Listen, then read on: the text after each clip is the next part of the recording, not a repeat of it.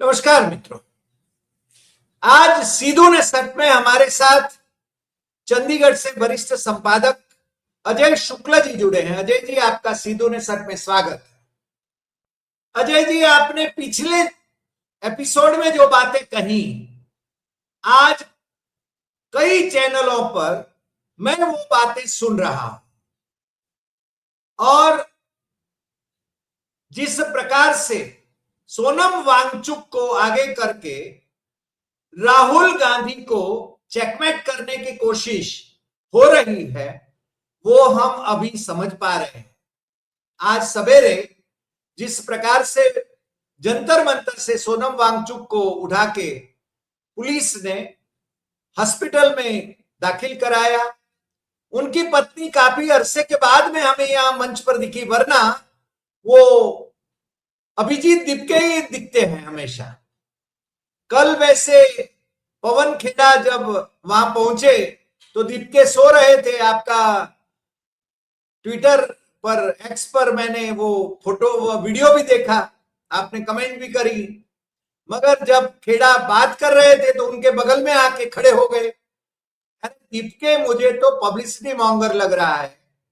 वो वैसे भी उसमें कोई मतलब उसकी कोई दृष्टि हो, शिक्षा की कोई नीति रीति हो, देश का कोई अध्ययन हो, ऐसा तो कोई लगता नहीं है। मगर उसको कोई मिशन दिया गया हो और उसको अमेरिका से बुलाया गया हो, ऐसा हमें लगता है। आपने जिस प्रकार से कहा कि ये तो वो अमेरिका के इशारे पर, डीप स्टेट के इशारे पर ये सब चल रहा है, ऐसा हम यकीन मानने के लिए प्रेरित हो रहे हैं। आज जिस प्रकार से वांगचुक को अस्पताल में लेके जाया गया, उनकी पत्नी ने उनको कोई मेडिसिन या तो उनको कुछ खिलाए, उसका विरोध किया उनकी सहमति के बिना। मुझे तो अजीब लग रहा है कि ये क्या हो रहा है। और आज शनिवार है, कल रविवार है और परसों संसद शुरू हो रही है। कल देहरादून में जिस प्रकार से राहुल गांधी को वो मैदान नहीं दिया गया और एक गायिका को मैदान देने के लिए सरकार ने प्रबंध किया और जैन जी को वहां बुलाने का प्रबंध किया, राहुल गांधी को फ्लॉप कराने का प्रयत्न किया, फिर भी वो गायिका के यहां पर तो आधा मैदान खाली था और राहुल गांधी के को सुनने के लिए उनको, उनके पास मेरे ख्याल से खिंचोखिंच भरा हुआ था वो मैदान। और उन्होंने जिस प्रकार से संवेदना से सभर बातें करी, व्यवस्था परिवर्तन की बातें करी, वो मेरे ख्याल से पूरे देश और दुनिया को उन्होंने एक मैसेज दिया है। मगर सोमवार से जब संसद का सत्र शुरू हो रहा है, क्या वहां पर ये शिक्षा में आमूल परिवर्तन लाने का वो उसकी गूंज उठेगी क्या? जिस प्रकार से राहुल गांधी ने छात्रों की गूंज कार्यक्रम पहले कोटा में किया, वो भी काफी सफल रहा, देहरादून में किया, उसको विफल कराने की कोशिश तो बहुत हो गई, मगर फिर भी विफल नहीं हुआ, वो सफल ही हुआ।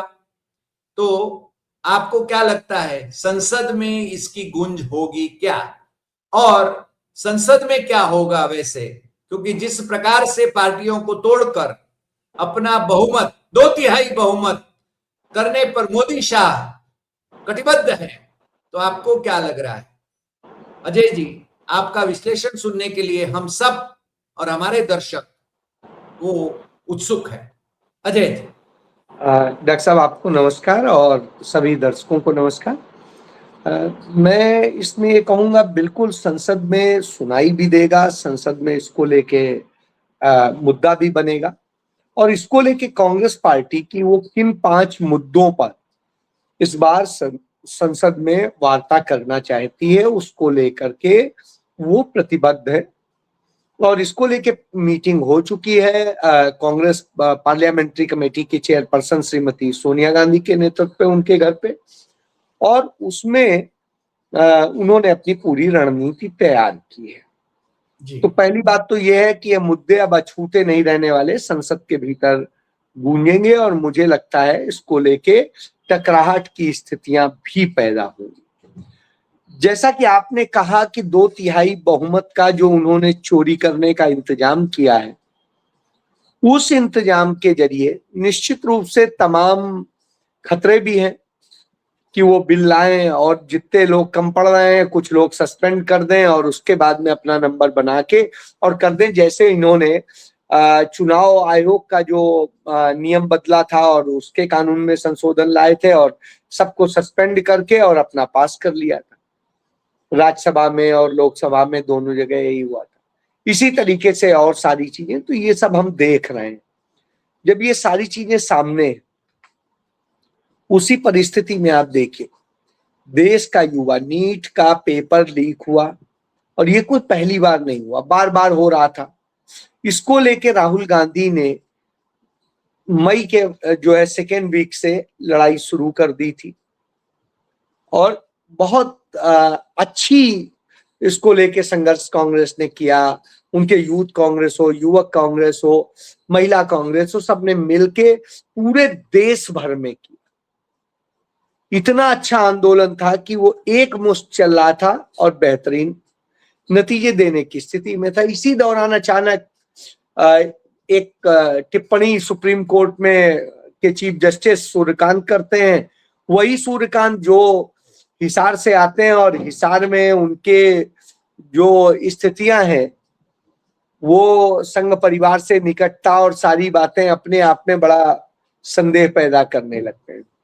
तो उनके इस बयान के बाद में एक कॉकरोच जनता पार्टी डिजिटली बनाई जाती है और जब उस पर सवाल उठते हैं, कहते हैं ये कोई वैसी पार्टी तो है नहीं, डिजिटल पार्टी है। चलिए भाई, डिजिटल पार्टी अब वो बनाई जाती है। फिर पूरे देश में इतनी तेजी से यूट्यूब हो, एक्स हो यानी ट्विटर हो, इंस्टाग्राम हो, फेसबुक हो, सब पे वो वायरल होने लगती है। ये सारे चलते कहां से? सब तो अमेरिका से चलते हैं जी। यदि यूट्यूब और ये सारी संस्थाएं उसे डाउन करना चाहेंगे, डाउन कर देंगे, तो एक नहीं बढ़ेगा। मैं आपके साथ बात करता हूं, कुछ हजार लोग देख लेते हैं। मैं अपने चैनल पे बात करता हूं, उसमें नहीं देखते हैं। क्यों? क्योंकि उसे जिस तरह से कर दिया है उसका एक सब्सक्राइबर नहीं बढ़ता है। पिछले 3 साल से 2.5 साल से एक सब्सक्राइबर नहीं बढ़ा। अजीब सी बात लगती है। हाँ, तो द प्रिंसिपल पे उन्होंने यही कर रखा है। बहरहाल कोई बात नहीं, जबकि मुझे जाने कितनों के कॉल आते हैं कि मैंने आपका उस पे देखा और इस पे देखा और इस जगह देखा। सुप्रीम कोर्ट जिस पे कॉग्निजेंस ले चुका, स्मृति ईरानी FIR करा चुकी और तमाम बवाल हो चुके, उसमें एक सब्सक्राइबर नहीं बढ़ता है। अब आप सोच लीजिए, तो ये कैसे एकदम से स्प्रेड हुआ और सब कुछ हुआ, ये अपने आप में इस खेल को समझा जा सकता है। ये वैसे ही है जैसे अन्ना आंदोलन के दौरान सोशल मीडिया भाग रहा था स्पीड में, मैराथन की दौड़ दौड़ रहा था, वही स्थिति दिखती है। बहरहाल फिर अभिजीत दीप के जब राहुल गांधी की ये लड़ाई छात्रों को लेके स्ट्रांग हो रही होती है, वो घोषणा करते हैं वो इंडिया आ रहे हैं। भाई इंडिया तो आना ही था आपको, आपका कोर्स कंप्लीट हो गया था, वीजा खत्म हो रहा था, आपको आना ही पड़ेगा। आपको छोड़ के नहीं आए, आप मजबूरी में आए। बहरहाल आप जुड़े किससे थे? आप आम आदमी पार्टी से जुड़े हुए थे। आप जिस उसमें इंस्टीट्यूट में पढ़ रहे थे वो फोर्ड फाउंडेशन से फंडेड है। वही फोर्ड फाउंडेशन जिसने अरविंद केजरीवाल के अन्ना आंदोलन को सबको सपोर्ट दिया था। तो जब आप पूरा देखेंगे तो एक संदेह खड़ा हो जाता है। बहरहाल मैं, चलिए कोई बात नहीं, मैं संदेह नहीं करता। आप एयरपोर्ट पे उतरे तो भारत सरकार के, नरेंद्र मोदी सरकार के अधिकारी जाके आपको वहीं एयरपोर्ट पे परमिशन पकड़ा देते हैं। राहुल गांधी का आपने बताया, राहुल गांधी का छात्रों का गूंज कार्यक्रम होता है तो उसके लिए जो ग्राउंड के लिए वो आवेदन करते हैं, उसकी फीस जमा करा ली जाती है, सब कुछ होता है। उसके बाद हालत ये है कि उनकी परमिशन नहीं की जाती, उल्टा उसे निरस्त कर दिया जाता है। परमिशन दिया और निरस्त किया। जी, परमिशन दिया और निरस्त किया। यही मैं कह रहा हूं, उसको निरस्त कर दिया जाता है। उधर सरकार जो बहाने देती कि नहीं हमारा एक कार्यक्रम जो चल रहा था वो जबकि चल नहीं रहा था, लेकिन ये स्थिति है कि जबरन इमीडिएट प्रोग्राम को बढ़ा दिया गया और कहा गया कि साहब ये प्रोग्राम अब चलेगा 18 तक, और उसमें जैस्मिन नाम की जो एक यहाँ पर बड़ी पंजाबी सिंगर है और डांसर है, तो उनको बुला दिया जाता है और फ्री एंट्री करा दी जाती, फ्री एंट्री। यह अपने आप में सबूत है कि यह सरकार कितना डर रही है और किस ढंग से कर रही है। तो जब यह होता है तो निश्चित रूप से दुर्भाग्यपूर्ण स्थिति पैदा होती है, और वही आज सामने है। और उसी का नतीजा यह है कि जो नरेंद्र मोदी की सरकार है उसका डर अपने आप दिखाई दे रहा है, और उसी के डर स्वरूप वो यह खेल कर रहे हैं। और उसी में उन सोनम वांगचुक को, क्योंकि अभिजीत दीपके का तो जो पहले दिन आए देख लिया, कोई लोगों का यकीन नहीं जागा, तो उसके बाद में सोनम वांगचुक वर्ल्ड लेवल के चूंकि वो है और मैग्सेसे अवार्ड विनर है, तो ऐसे में निश्चित रूप से ये था कि हाँ सोनम वांगचुक आएंगे तो कहीं ना कहीं वो मिल जाएगा, उसका माइलेज मिलेगा। तो उस माइलेज के लिए उनको ये जो है बैठा दिया गया। अब वो अनशन में बैठे, उनसे पहले एक दिन पहले आयशा की वो लड़की नेहा के साथ में जेएनयू के 1 दर्जन स्टूडेंट्स बैठे, और उस दिन से लेके आज तक वो अनशन पर। उनकी जीवन का किसी को फिक्र नहीं है भाई, वो तो नए बच्चे हैं,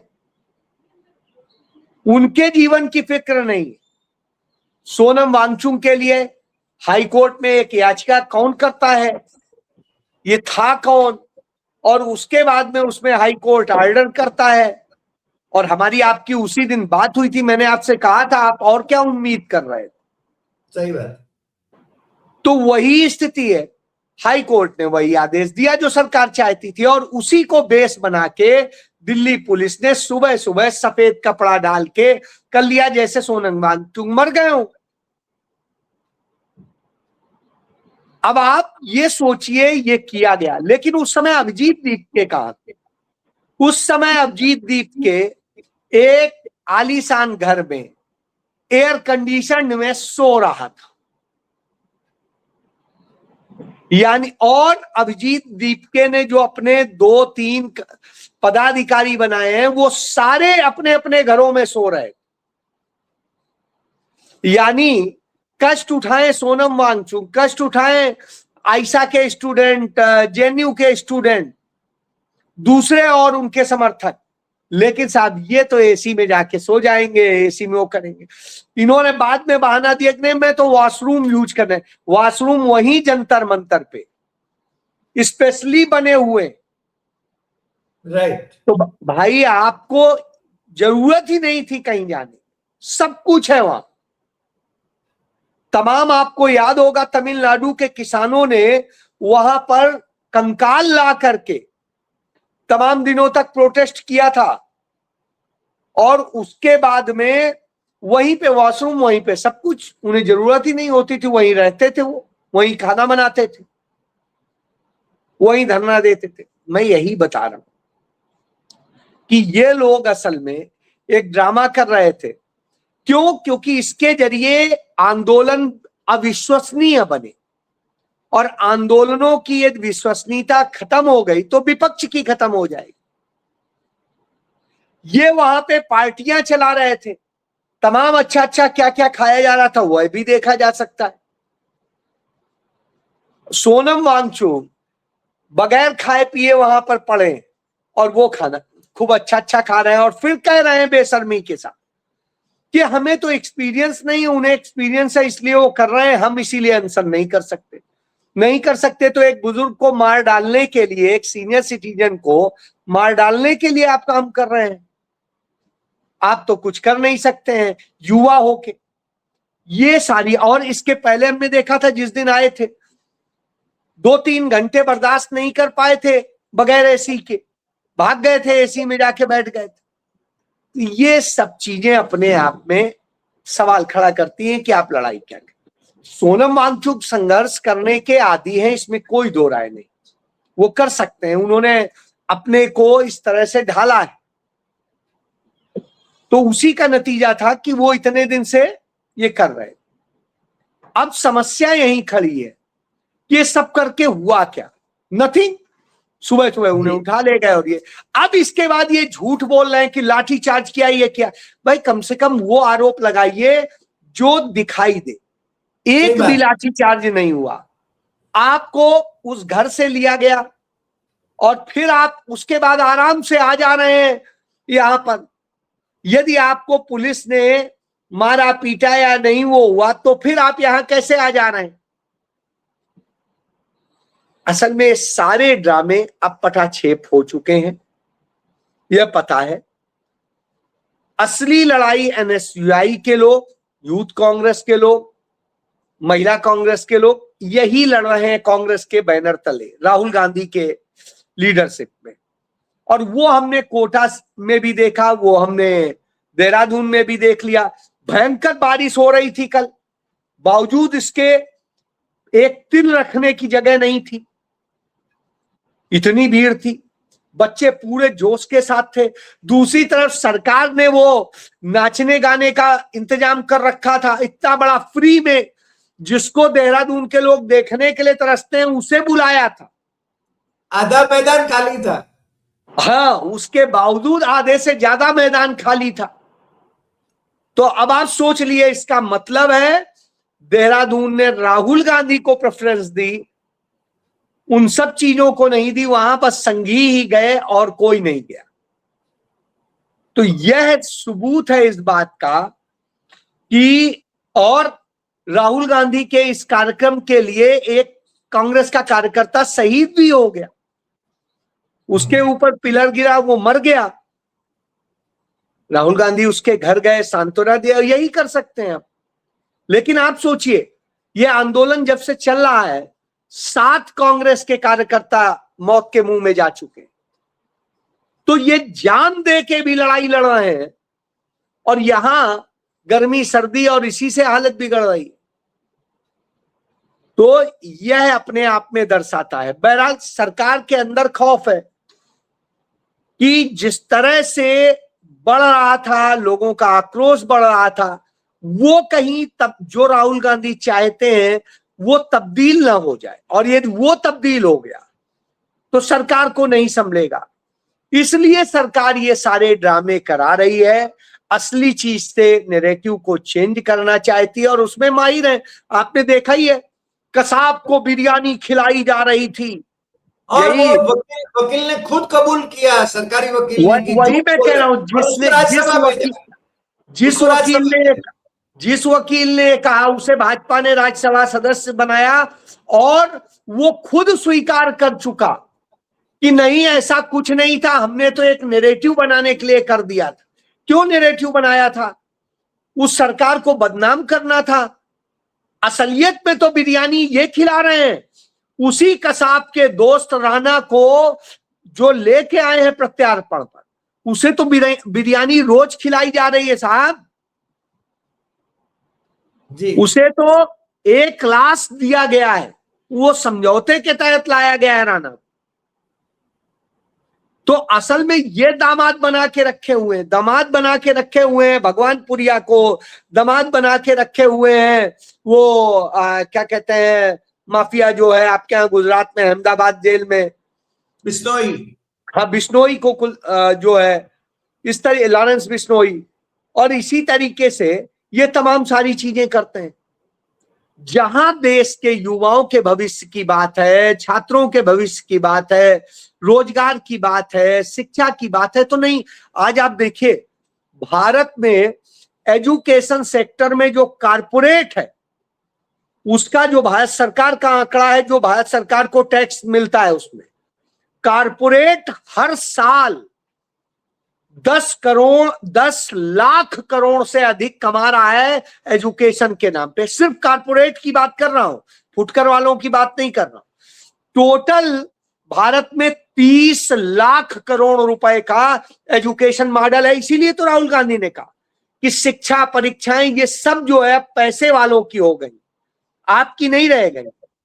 हमने जब ग्रेजुएशन किया था तो 600 रुपया सालाना फीस होती थी। आज यह स्थिति है कि मैंने अपनी बेटी का दाखिला कराया तो 3 लाख समथिंग जो है फीस हो गई, और फिर उसकी 2 लाख हॉस्टल की हो गई, मतलब 5 लाख रुपया हमें कैसी है ही जमा करने। अब आप सोच लीजिए, और वो भी सिंपल ग्रेजुएशन में। कोई आप बहुत स्पेसिफिक नहीं वो कर रहे हैं। मैं कल भांजे से बात हो रही थी, उसके नीट में बहुत अच्छे थे पिछली बार। इस बार जो रिजल्ट परसों रात को आया उसमें उसके उतने अच्छे नहीं है। उससे उसे गवर्नमेंट कॉलेज मिल सकता था, अब नहीं मिल सकता है, लेकिन प्राइवेट मिल जाएगा। लेकिन प्राइवेट की फीस देख के लग रहा है वो बेचारा कैसे करे। तो बहुत देर डिस्कस होता रहा। ये सारी चीजें सामने खड़ी हैं कि आप अब बच्चा, इसके बाद में यही ऑप्शन बनता है, छोड़ दो यार, और क्या करो।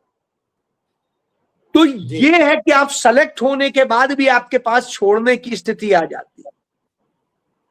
ये दुर्भाग्य है शिक्षा का। इसीलिए राहुल गांधी इसको लेके फोकस कर रहे हैं, और संसद में ये मुद्दा मुझे लगता है बड़े जोर शोर से गूंजेगा, छात्रों की गूंज सुनाई देगी।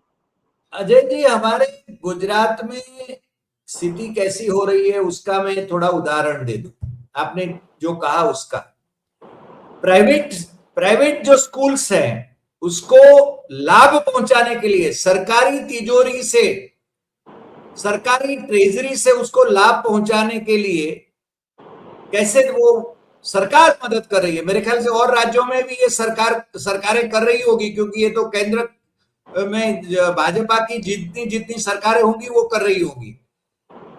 6ठी कक्षा से 8वीं कक्षा सरकारी स्कूल में यदि है तो उसको स्कॉलरशिप मिलेगा 6,000 रुपए।